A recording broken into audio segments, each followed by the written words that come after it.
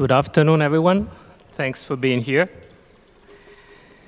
I'm Marcello Polillo, project manager of Locarno Pro, and I have the great pleasure to moderate today's press conference. The Locarno Film Festival Prodotto 9 Manor Award has been awarded in the past to filmmakers such as Bernardo Bertolucci, Manuel de Oliveira, Ken Loach, Jean-Luc Godard, Werner Herzog, Agnes Varda, Marco Bellocchio, and Michael Cimino, to name a few. This year, the recipient of the award for Outstanding Achievement in Cinema is a wonderful, rare filmmaker who, film after film, has constantly challenged herself and surprised us all with her bold, uncompromising cinematic vision and complex, fascinating characters. No director like the one I have the honor to introduce today has the stark ability to fill every single frame with such vivid meaning. First woman to win a Palme d'Or in Cannes, twice Silver Lion winner in Venice, Academy Award winner as Best Original Screenplay, Best Director, ladies and gentlemen, the recipient of the Locarno Film Festival Prodotto 9 Manor Award for Outstanding Achievement in Cinema, Jane Campion.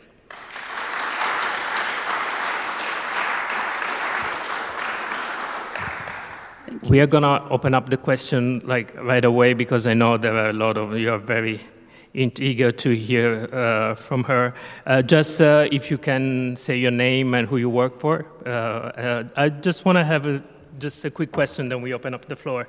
The other day we had here Alfonso Cuarón. He said he never watches his film once they're done. He never looks back at his film. That? Alfonso Cuarón. Alfonso, yeah. And I was wondering, what's your relationship with your filmography? We're very troubled. I think I was wondering about why I find it so difficult to look at my films. I think the period of intensity in trying to bring them to their fruition, to their best evocation of themselves is so intense, and it's quite critical, the way I look at it. So once you get there, I'm scared to look at it and think, oh my God, I missed this, and I can't handle it, or, I have had the experience of seeing one of my films and going like, ugh. Really? Yeah, I can be quite tough on myself, I feel, it feels like, I'm a sort of mother animal, and I'm like, okay, you can fly, get out, don't let me see you again. But, the period while I'm nursing them towards their best version of themselves is full of love and intensity, yeah. Maybe it's like, you have an intense relationship with someone and it's over and you don't really want to see them again. Right, then you just let them go.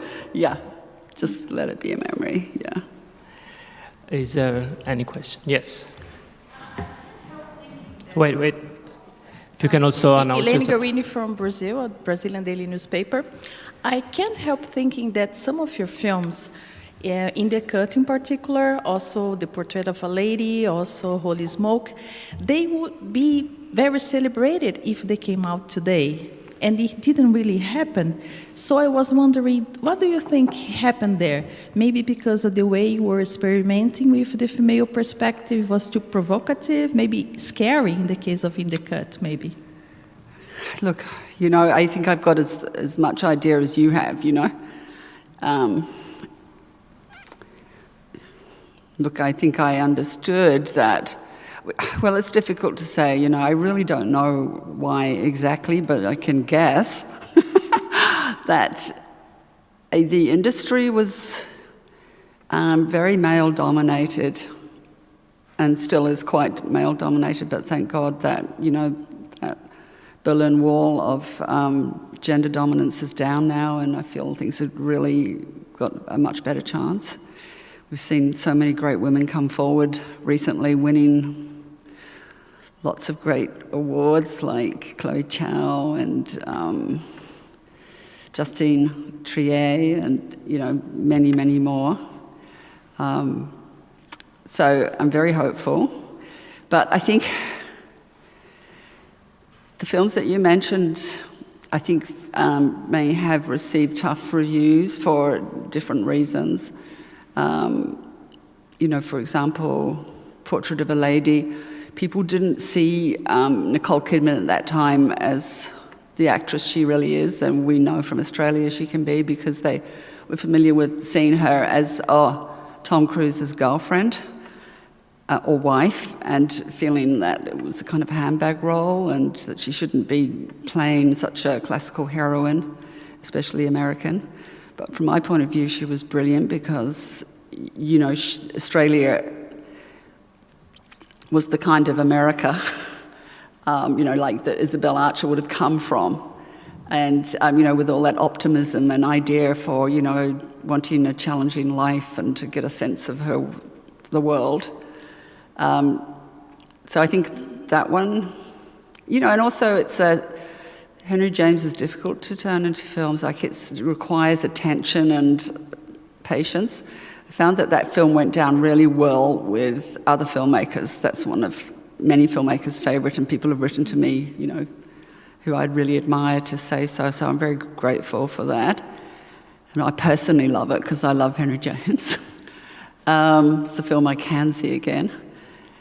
And the other one, Holy Smoke, well, that is a very provocative film, and young girls really love it. And I think, yeah, so somebody was saying to me just the other day, oh my God, I didn't know about Holy Smoke, and I think it's a film that people can more wholeheartedly enjoy now than when it first came out. It seemed to shock people, but you see, I'm always moving in a crowd that is kind of, you could say, feminist, you know, like at my university in Wellington, you know, Germaine Greer came to talk to us. And, you know, I don't know, I was 18 or something, and there she was telling us, you know, don't take any of this nonsense, you know. We don't have to be, you know, talking about the female eunuch, and you know, the boys were getting up to argue with her, and she was just such a great debater and flattening them, and we were going like, yay. You know? It just felt very exciting, and the feeling was, you know, especially in universities and schools, that everything's equal, and then you meet the world, and it's super different, because money's conservative and the men have the money. And that's, you know, how I experienced the world. And also at that time, men were doing almost all the reviewing, you know. So, you know, what I found was the best response was like, just to shut up and keep going, you know, because you could feel so disappointed. But the fact I was still allowed to make them was like, oh my God, did they forget I'm still here?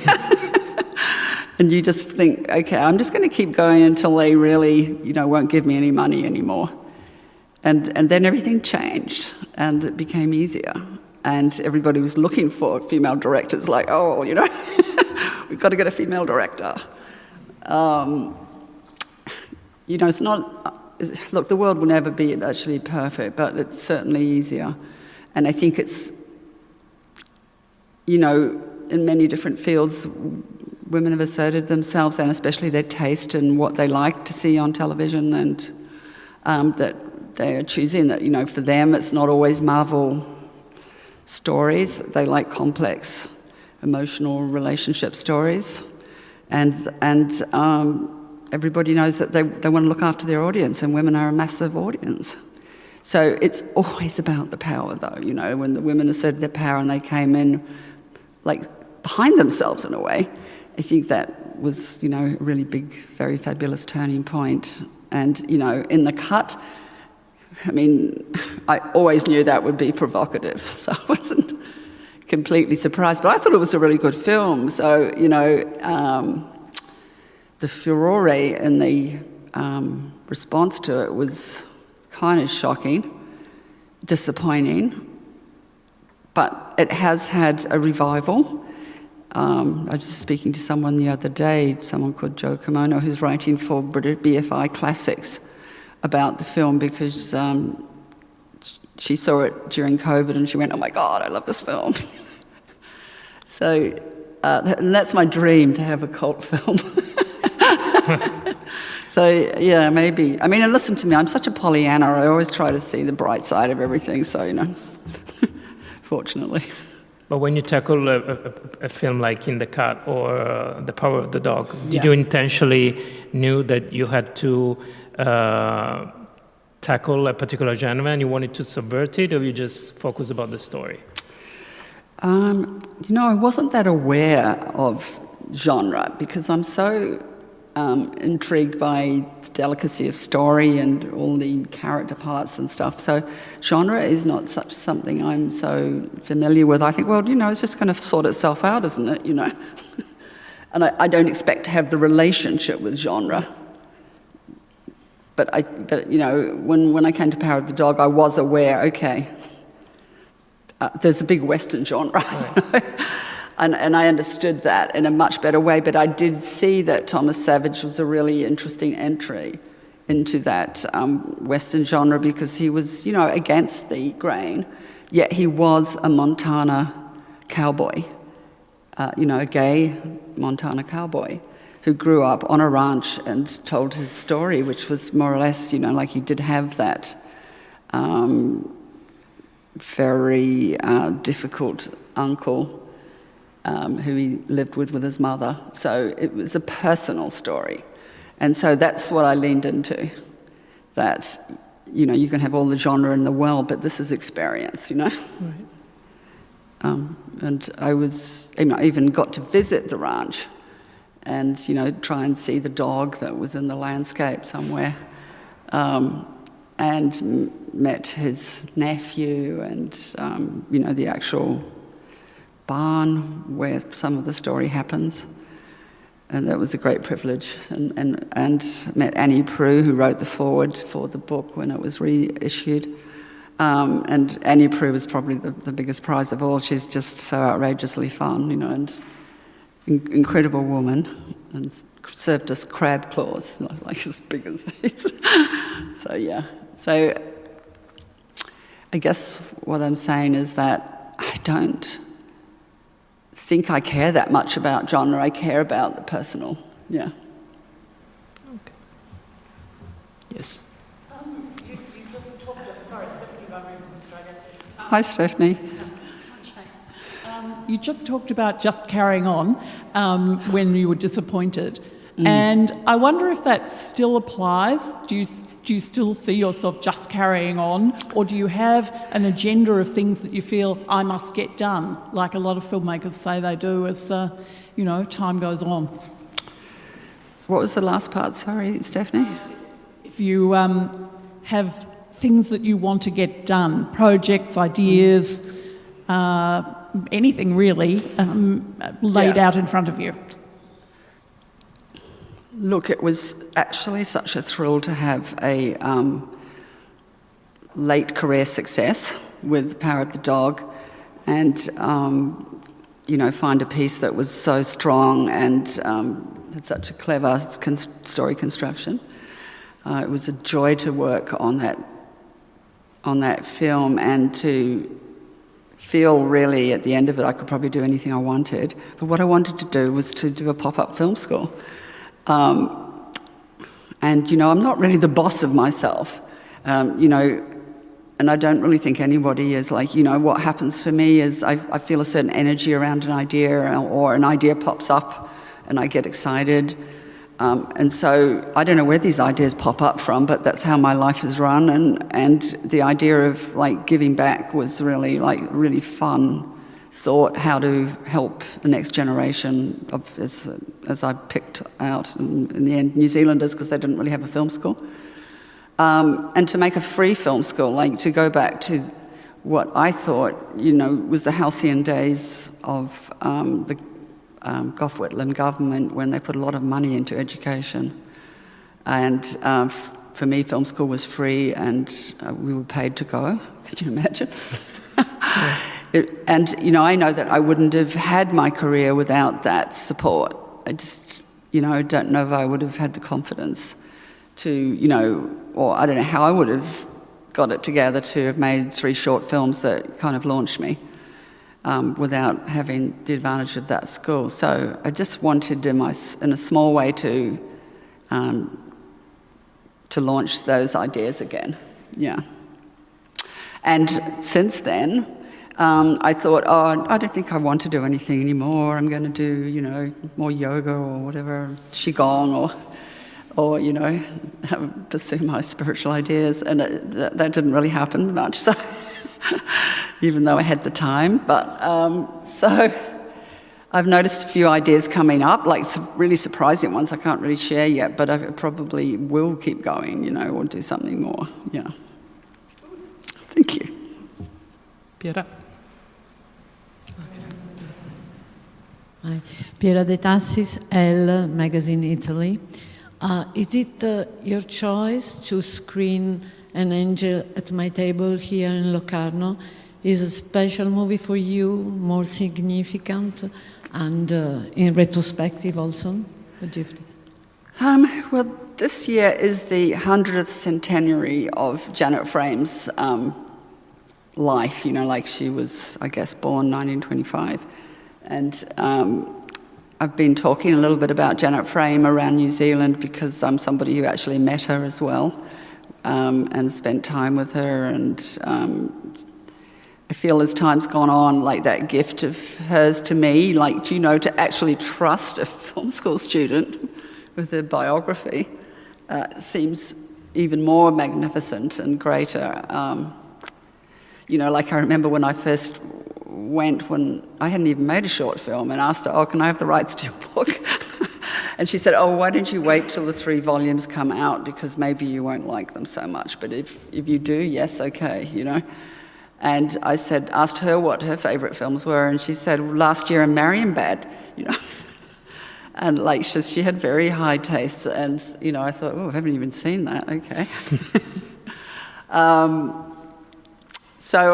And I think Janet's story is a film that, you know, I know that the film is going to be screened to the public here, and it's a film that I think is really great for anybody from any culture to see and to be immersed in someone's story. My own mummy's in it, so I always love to see her. Yeah, so those are the reasons, yeah. Yes. Hello, I'm George from Portugal, cinema. I would like to ask you, when you do a film like The Piano that becomes something so big, like I have a lot of persons that say that is the best film they ever saw, the film of their life. Do you feel that, and it was a huge success, did it give you more pressure from the public for what you have to deliver after, and pressure from yourself? That you were saying that you are very critical with your work. Sorry, I'm just finding it a little bit hard to hear. The success of The Piano gave you a lot of pressure for the project to follow after all the success, and a lot of people who consider it the best film they've ever seen in their lives. You know, I'm a New Zealander, and we don't take compliments. It's just like we could get arrested, you know, for thinking too well of ourselves. So, you know, like, I don't really hear it. I can remember going into a chemist shop, and the girl at the chemist shop said to me, oh, you made The Piano. And I went like, oh, it's not very good, you know, whatever. And she said, oh, no, don't say that. It was the best experience I've ever had in the cinema. And I looked at her and I thought, oh, I've got to stop this. You know? I've got to learn to take the compliment. But basically, it doesn't really affect me, you know? Like, I had some very difficult things happen at the same time as The Piano was successful. I lost a baby, so it didn't feel like I had a great time, you know? In fact, it felt very difficult. So I was just struggling to survive, really, and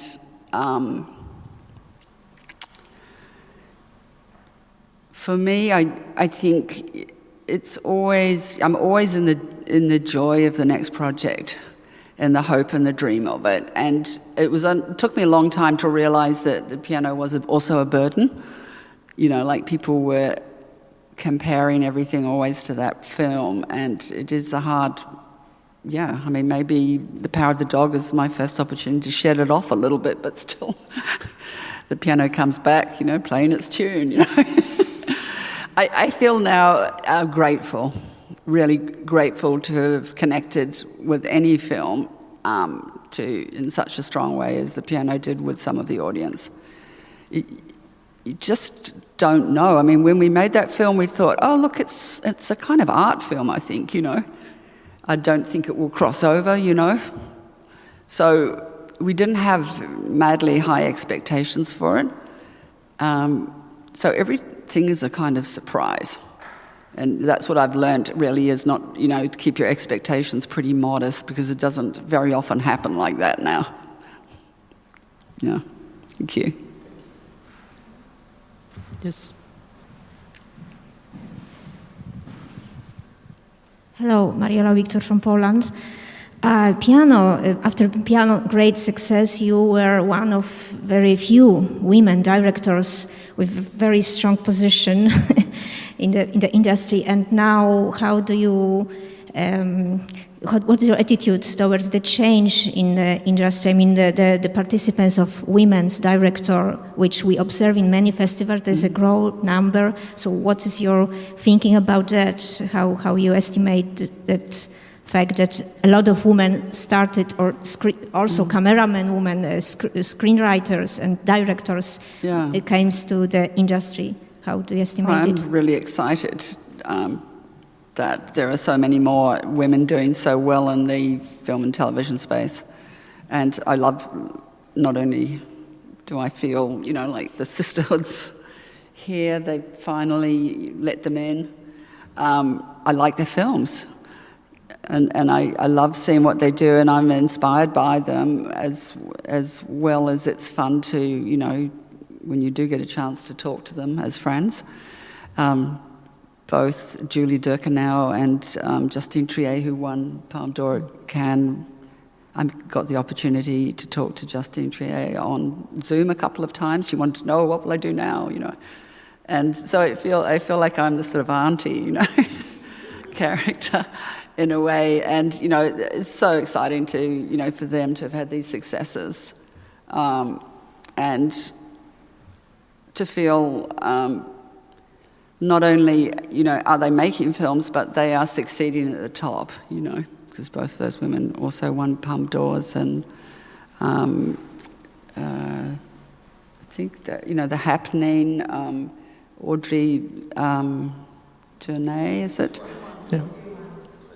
Yeah, she also won the Golden Lion at Venice with her amazing film, written from a book or adapted from Annie Ernaux. So it is exciting. And then Greta Gerwig doing the Barbie story. That's fantastic because, you know, for once we've got a film that is not, you know, Marvel hero characters, but a sort of humorous and very creative and funny take on the Barbie Mantel story. And, you know, she's the first woman that has really made, you know, the historical, you know, bundle out of it, you know, got over the billions. And I think it's fantastic. It just means that women will be trusted with money, finally. You know? We all remember your image. Give us the wallet. We all remember your image at the 60th anniversary of Cannes with all the directors, and you were the only woman there. How did it feel?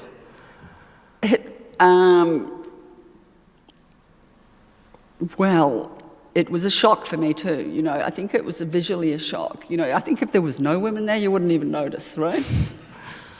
Like, oh, women don't make films, you know. But that there was one was enough to go like, where are all the others? Right. Yeah. And the guys seemed embarrassed. You know, the other directors, I mean, they're not, you know, women haters or misogynists. As far as I know, they like women. And they felt embarrassed as well. We all felt something is wrong. Yeah, something was wrong. Yeah. You know, when they asked me about it, you know, it's all about the power and the money and, you know, I mean, at that time, I really think it was a tough time because there was a feeling that what women thought about and what they were interested in was not interesting. Well, that's really tough. That's really sad. And, you know, you just have to try and ignore it because I don't agree with that, you know. But that was the feeling, and that the guy cinema, you know, filmmakers did not go and see your movies, you know. There was just like, oh, women, they're doing their little feminist thing or whatever, you know. Sad, you know. Absolutely. But it's so changed in as much as, like, you know, now the women are really competitive. I mean, they just are. Yes. Hello, it's Simona from Cinemani. We are aware that you've been teaching, or you teach writing. I don't know if you still do, but there seems to be an attention to the details in the dialogues, which for me, for us actually, very much transpires the attention to the literature, to the writing process. So I was wondering, when you do film, because it's quite, relatively easy to cross out a word you're not happy with. I wonder how much of that attention to the detail, which necessarily permeates literature, the writing process, pours into your shooting scenes. I don't know if I made myself clear how much, because you don't, to my eyes, you don't seem to be a person who's happy with the first take good. Is that something that it's... I'm just trying to understand the question. Oh, the question. Do you want me to rephrase it? I would love you to, thank you. Okay, I was just wondering, because you seem to be, I know I'm aware that you have an attention to literature and to the writing, because I've heard you've been teaching, you teach writing, creative writing, is that correct? I don't teach creative writing, no. I don't anymore, but... No, I never really have taught creative writing, but I'm very interested in it. All right, sorry, I'll rephrase that then. How much of that attention that is necessarily concerned, I think, with the writing itself, permeates your way of making movies? Well, I think it's very similar for me, because there's a certain attitude of economy that you need to use when you write something, like you don't want to repeat yourself. So I always think things are best when you have the least ingredients to say the most, you know? Or you say the most with the least ingredients. So I even tell my kids that at film school, you know, like, less ingredients, please, you know. Like, just use the least you possibly can. List them, you know, Susie goes to blah, blah, da, da, da. You know, the boy and girl story, you know, whatever it is. And then don't over-season, you know. Don't mix things up. Be very cautious and careful with how you use your ingredients. And then they should come to a point, you know. Like, the bringing them together is going to create something you couldn't expect. Like, you know, if you whip up the egg into a souffle, you know, that's a very different thing than it started off as. So this is the job of writing, really, in some ways, to show your hand and then surprise people with what you do with it. And that's what in the same attitude goes towards the filming.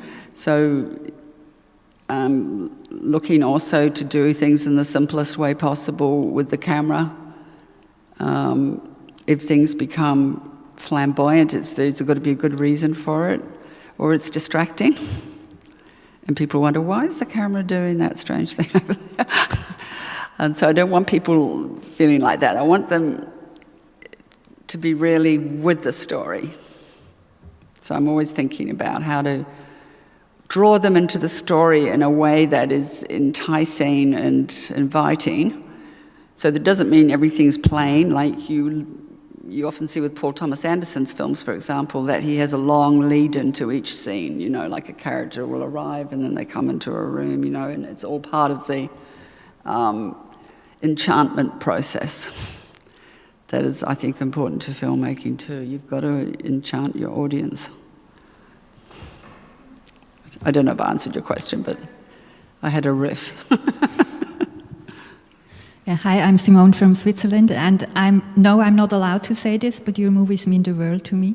So, but apart from that, how sweet was your triumph with Power of the Dog? Because you succeeded not only as a filmmaker, but in the utmost male genre there is. Can you repeat how did? Yeah, it's just that it's a little bit hard with maybe this microphone we can't understand properly. Okay. That's much better, yeah. I'm sorry. How sweet was your triumph with Power of the Dog? Because it wasn't just a success, it was a success in the utmost male genre there is. Oh, yes. Yes. Thank you. It wasn't a real male genre, but it was interesting that it was a gay man,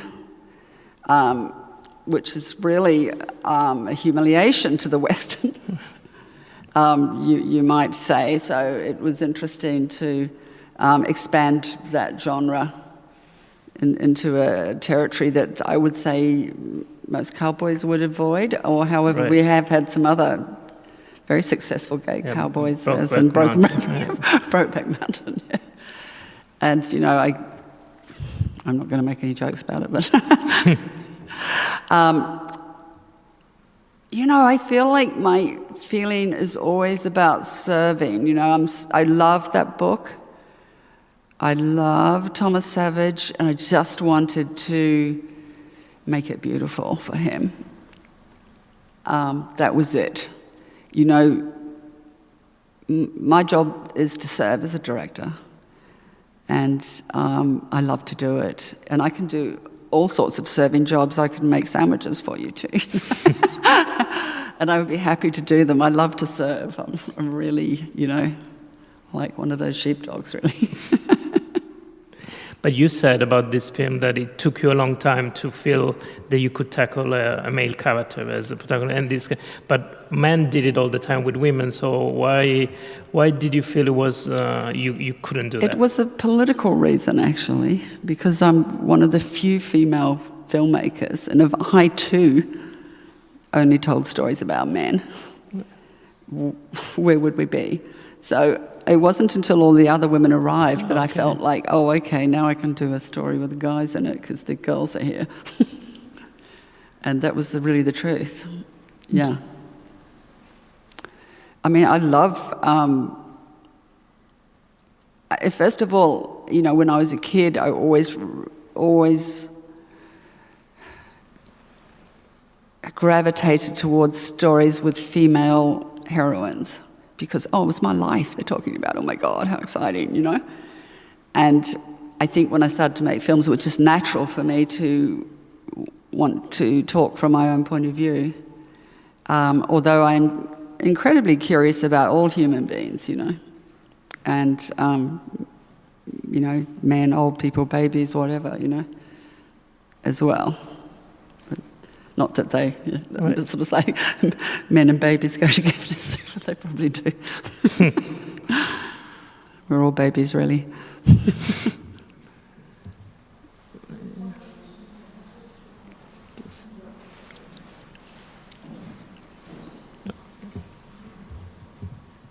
Lida Bach, I'm a freelancer.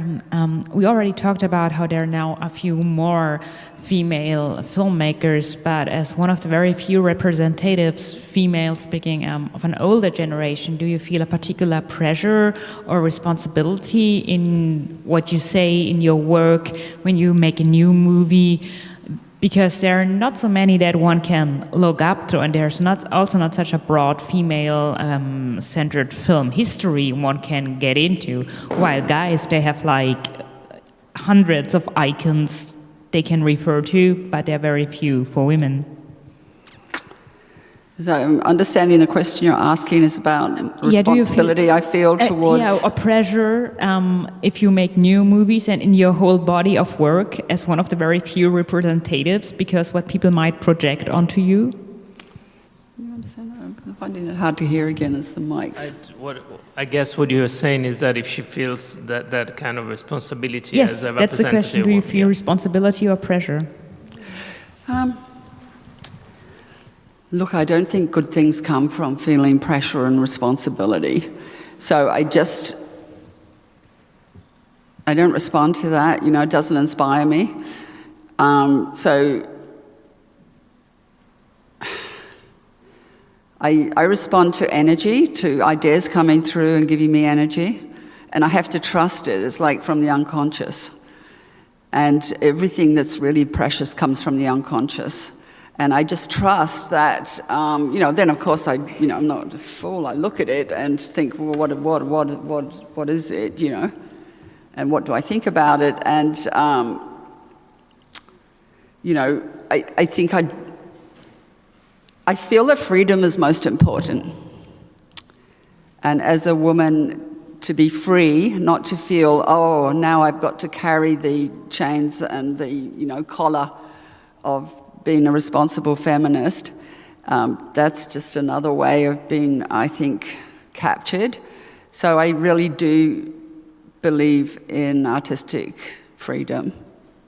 It's incredibly important and important for all women working in the area. And I sort of celebrate all the different women that work, even telling war stories like Catherine Bigelow. With Hurt Locker, you know, here she was succeeding in an area where it's highly competitive and seems like male filmmakers love to make war stories, and yet hers was outstanding. So, you know, it's hard to know if you can make a bad contribution if you make a good film. Piera?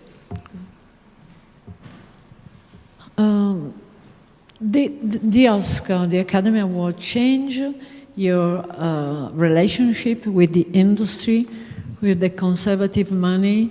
You change your idea, or because you're totally free, we know, but it's important to have had an Oscar, an Academy Award for your relationship with the industry? And what happened now? What happens now? You know, I think I'm in a good place. To be honest, you know, I've just been waiting to see, you know, I thought maybe I'd do nothing, time to finish, you know. So I've started to get some ideas, and I think I'm very lucky that I know there will be money for me, you know. I don't know if enough, but I just feel very sure that people love the power of the dog, and people in the industry and who want to see, you know, maybe they imagine wrongly that I'm going to do another really good film, but I certainly will be trying. I think the industry is such that, you know, it's always exciting when there are really good filmmakers making great films. And, you know, that is like why I'm still here and why I get excited when I go to a film. You know, if you go and see a film like Roma, for example, what an amazing piece of cinema. I was in awe, I'm just in love with it, or any of Paul Thomas Anderson's movies. Or there's, you know, really so many master filmmakers. Or, you know, you think of Agnes Varda's Vagabond, just an incredible story, film. But probably my favorite is Fellini, 8.5, you know. But I think I hope we'll never be without a cinema where these marvels can happen sometimes, you know, and re-engage us in, you know, there's every type of film, but still the possibility of excellent film. I mean, I also thought that Justin Trier's film, The Anatomy of a Fall, was, you know, such a film. It was so exciting to see such strong filmmaking. Yeah. Yes. Hi, Jane. George from Letterboxd. I'm very inspired to hear you talk about your love of literature. Obviously, Thomas Savage. You talked about Henry James as well. I wondered if you just could share some books that you think everyone should read before they die, particularly how they might inspire people who are interested in filmmaking. Oh my God, okay, I've got a list here. I can't believe you asked me this question.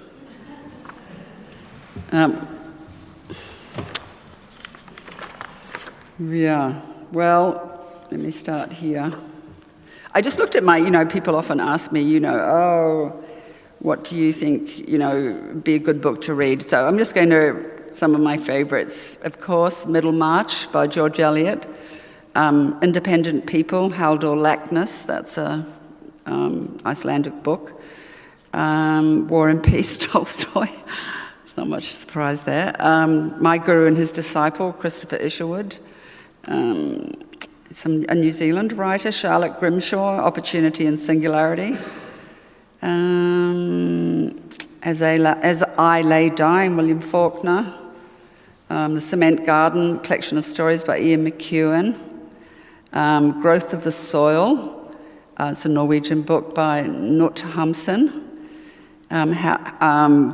Marilyn Robinson, Gilead and Housekeeping. I mean, I could go on, but I'll just leave it there, shall I?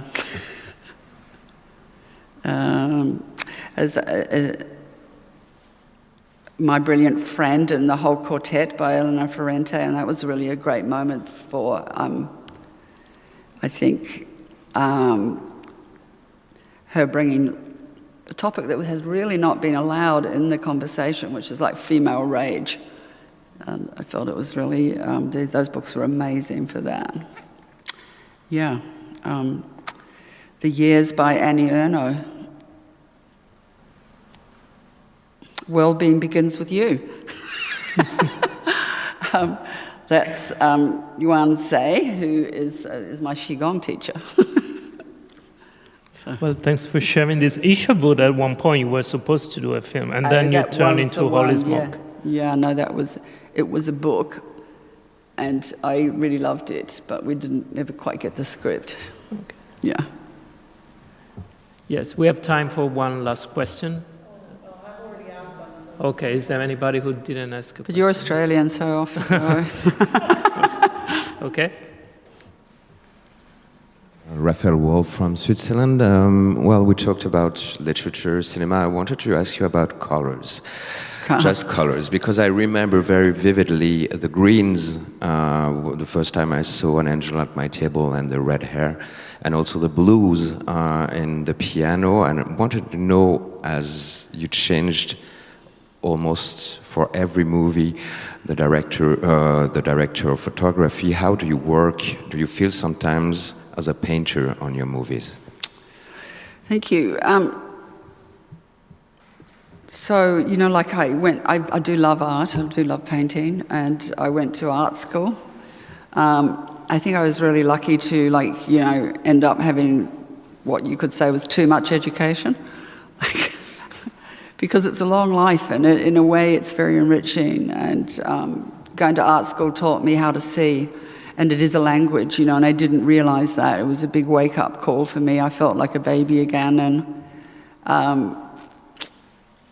if you try to learn a language, you just don't do it in two weeks, or 2 months even. It takes quite a long time to really understand and to be able to speak in your own, because when you go to art school, you learn from a very deep place about looking and seeing and creating visual images. So it was incredible for me to have had that experience, and I think I'm somebody that appreciates a lot of filmmakers that had an art school background. I'm always looking for a way, to make the visual language part of the storytelling. And with DPs, I love the DPs because I'm sensitive to the visual image a lot, and it's a real collaboration for me with them. And I've had a lot of different ones because basically, they go on to do bigger, more expensive films, and I kind of lose them. Can't afford them anymore. So, but I have a real faith in the energy and